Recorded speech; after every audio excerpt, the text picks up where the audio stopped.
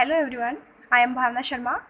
और स्टूडेंट्स, आज हम अपनी 5th क्लास का चैप्टर नंबर 3 जो कि दी टोरिड जोन है उसके बारे में स्टडी करने वाले हैं। तो एक बार मैं आपको इसका इंट्रोडक्शन दे देती हूँ कि हम इस चैप्टर में क्या क्या पढ़ने वाले हैं। तो देखिए, इस चैप्टर में हमें equatorial rain forest and deserts के बारे में स्टडी करना है और उनको भी डिटेल्स में स्टडी करना है, जैसे वहाँ का क्लाइमेट कैसा है, वाइल्ड लाइफ कैसी है, प्लांट लाइफ कैसी है, वेजिटेशन कैसी है, लोगों की लाइफ कैसी है, वहाँ पे लोग कैसे रहते हैं। ठीक है, अब देखिए हम इसको वन बाय वन डिस्कस करते हैं।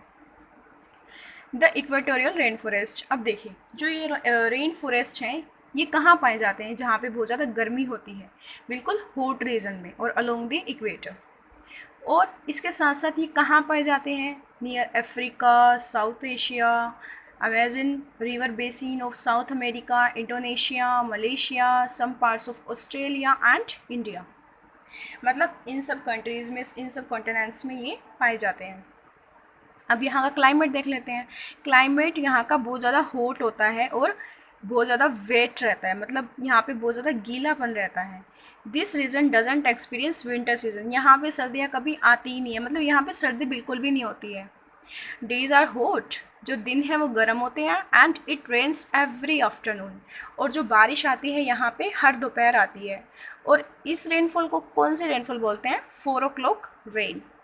ठीक है, अब इसके साथ देखिए, यहाँ पे जो दिन और रात है वो ऑलमोस्ट मोर और लेस इक्वली होते हैं। अब हम नेक्स्ट क्या पढ़ने वाले हैं, यहाँ की प्लांट लाइफ के बारे में। अब देखिए, यहाँ पे बहुत ज़्यादा बारिश आती है और बहुत ज़्यादा सनशाइन भी मिलती है। इन जो ये यहाँ पे ट्रीज़ होते हैं, प्लांट्स होते हैं, तो यहाँ पे इतनी ज़्यादा डेंस ग्रोथ होती है ट्रीज़ की, मतलब यहाँ पे ड्राई सीज़न तो जैसे होता ही नहीं है। तो जो पेड़ हैं, जो ट्रीज़ हैं, वो अपने लीव्स को शेड का मतलब गिराते नहीं हैं सेम टाइम पे। ऐसा नहीं है कि सारे ट्रीज़ एक साथ ही अपनी पत्तियां गिरा देते हैं, ऐसा नहीं है यहाँ पे। क्यों? क्योंकि यहाँ पे पूरा साल बारिश होती है, इन्हें सनशाइन भी रिसीव होती है, तो यहाँ पे डेंस ग्रोथ होती है ट्रीज़ की। और जो ट्रीज़ हैं वो अपने लीव्स को शेड करते हैं different times of the year, मतलब साल के अलग अलग टाइम पे। और इसीलिए ये जो फॉरेस्ट हैं हरे भरे दिखाई देते हैं, इसलिए इनको कौन से फॉरेस्ट बोलते हैं, एवरग्रीन फॉरेस्ट, मतलब सदाबहार वन। अब देखिए, यहाँ पे जो लेयर्स हैं इक्वेटोरियल रेन फॉरेस्ट में, जो लेयर्स बनी होती हैं ट्रीज़ के बीच में, वो कौन सी है, forest floor, understorey, canopy and अमरजेंट।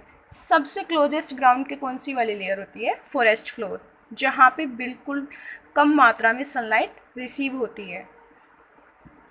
उसके बाद है अंडर स्टोरी, यहाँ पे जो छोटे पौधे होते हैं वो पाए जाते हैं और यहाँ पे भी रोशनी सन की बहुत कम जा पाती है। कैनोपी, कैनोपी में क्या होता है, ये प्राइमरी लेयर होती है फॉरेस्ट की और एक ये रूफ बना लेती है दूसरी लेयर्स के ऊपर, तो इसको कौन सी वाली लेयर बोलते हैं, कैनोपी लेयर। ऐसे ही एमरजेंट लेयर, लेकिन एमरजेंट लेयर में क्या होता है कि कुछ एक जो ट्रीज़ होते हैं ना वो इतने लंबे होते हैं कि वो कैनोपी से भी आगे निकल जाते हैं। ठीक है, और यहाँ पे इनको प्लेंटी ऑफ सनशाइन रिसीव होती है और साथ के साथ रेन भी। अब यहाँ की वाइल्ड लाइफ के बारे में देखिए। अब वाइल्ड लाइफ में क्या है, some animals like African elephants, mandrills, gorillas, chimpanzees, ये सब यहाँ पाए जाते हैं। कौन से वाले, इक्वेटोरियल रेन फॉरेस्ट में, जो कि अफ्रीका में है, वहाँ ये सब एनिमल्स पाए जाते हैं। अब देखिए, this rain forest is popularly known as Amazon rain forest. अब नेक्स्ट देखिए, यहाँ के जो लोग हैं उनकी लाइफ कैसी है, लाइफ ऑफ द पीपल। यहाँ पे कई तरह की ट्राइब्स होती हैं और जो ट्राइब्स हैं उनकी अपनी अलग अलग लैंग्वेज होती है अपना, और वो सारा किस चीज़ पर डिपेंड करते हैं, सारा का सारा वो किस चीज़ पर डिपेंड करते हैं, अपना फॉरेस्ट के ऊपर। कैसे, फूड के लिए, शेल्टर के लिए, मेडिसिन्स के लिए। और एक ये प्रिमिटिव टाइप की फार्मिंग करते हैं, जिसे बोलते हैं शिफ्टिंग कल्टीवेशन। इसमें क्या होता है कि ये किस भूमि के एक बहुत बड़े हिस्से को, जैसे लैंड का कोई भी पार्ट है तो उसमें जो भी ट्रीज़ हैं उनको काट के और या फिर जला के उस एरिया में, उस जगह में क्या करते हैं, खेती करते हैं। और ये कौन से वाले क्रॉप्स को ग्रो करते हैं, rice, vegetables, palm and cassava, and on the clear patch of land for about 2 or 3 years, 2 से 3 साल तक। और जब वो वहाँ की लैंड फर्टिलिटी लूज़ करने लगती है तो वहाँ पे उस जगह को छोड़ के ये एक नई जगह पे मूव कर जाते हैं। अब हम स्टडी करेंगे डेजर्ट्स के बारे में कि भाई डेजर्ट्स क्या होते हैं। A desert is a place which receives scanty और नो रेनफॉल एट ऑल। अब डेजर्ट को क्या बोलते हैं? रेगिस्तान या मरुस्थल। यहाँ पे क्या होता है, या तो बारिश आती ही नहीं है और आती है तो बहुत कम आती है। There are mainly 3 types, cold है और टेम्परेट। अब डेजर्ट के बारे में हमने स्टडी कर लिया। अब हम क्या पढ़ेंगे इसके अंदर कि भाई यहाँ पे क्लाइमेट किस तरह का होता है। तो the hot deserts have a very hot and dry climate. जो हॉट डेजर्ट्स होते हैं वहाँ पे बहुत ज़्यादा गर्मी होती है और एक सूखापन होता है।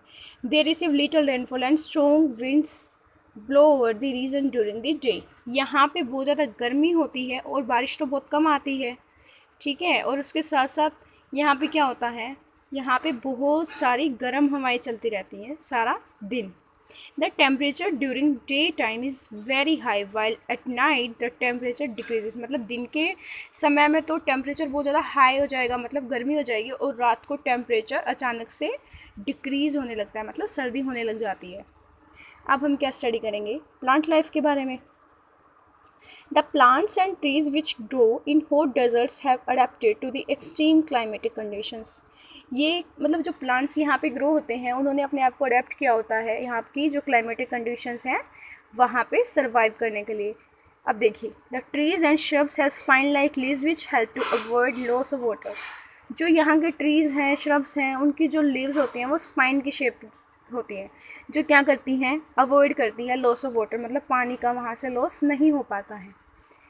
Trees and shrubs have long roots to absorb water from the soil. और इनकी जो जड़ें होती हैं वो इतनी लंबी होती हैं और ये पानी कहाँ से एब्जॉर्ब करती हैं? सॉइल से, मिट्टी से। Most of the trees store water in the trunk. और बहुत सारे जो ट्री हैं वो अपना जो वाटर है कहाँ पे स्टोर करते हैं? अपनी ट्रंक में। जैसे कैक्टस है, baobab are some trees which grow in hot deserts. It is believed that the trunk of a baobab tree found in the Kalahari desert can store up to 1000 liters of water। मतलब ये जो tree है इसकी जो trunk है वो कितना ज़्यादा पानी एब्जॉर्ब कर सकती है? 1000 लीटर ऑफ वाटर।